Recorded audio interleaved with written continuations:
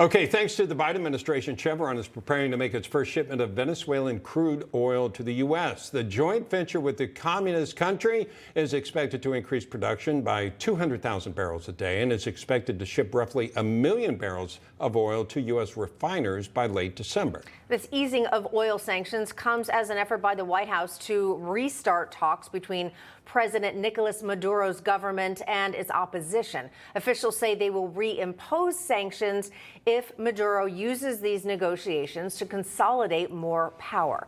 Here to weigh in, please welcome the former chairman of the Federal Energy Regulatory Commission, Neil Chatterjee. Neil, welcome. Thanks for being with us. What is your reaction to the Biden's easing of these sanctions and getting Venezuelan crude oil? It's just one more example of the administration trying to appease Venezuela, the Saudis, OPEC Plus, and simultaneously being critical of U.S. energy production, of U.S. energy producers. We have such an abundant, affordable, accessible domestic supply of energy here at home. It continues to frustrate me that this administration, to appease one constituency or another, is reaching out to adversarial countries rather than focusing on what we have here at home. Tell us where that is. You say we have affordable, accessible oil and energy beyond oil as well. Where is it? How could we turn on that spigot?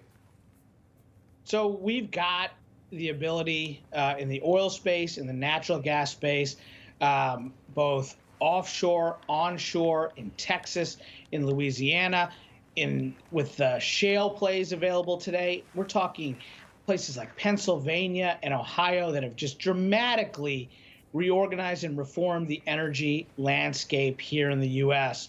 All we need to do is to get the government out of the way so that we can access it.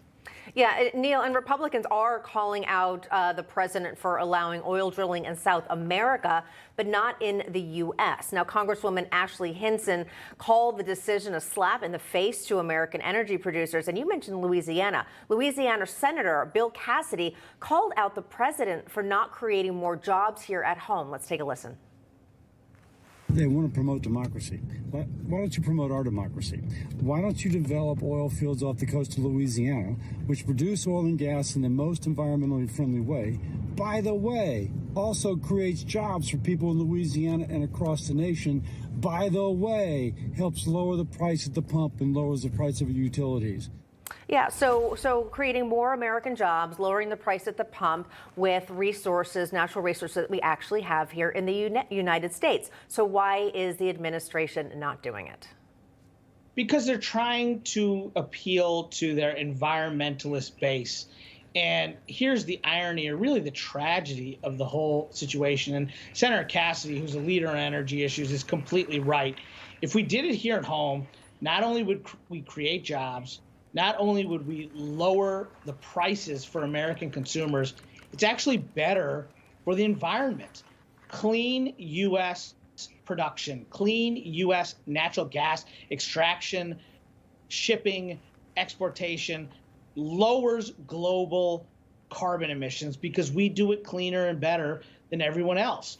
And so the administration doesn't have to choose between satisfying their environmental base and the economic interests of the American consumer. They can do both. They're choosing not to because they're being responsive to the most radical components of their base. Neil Chatterjee, thank you so much, sir. We appreciate you joining us.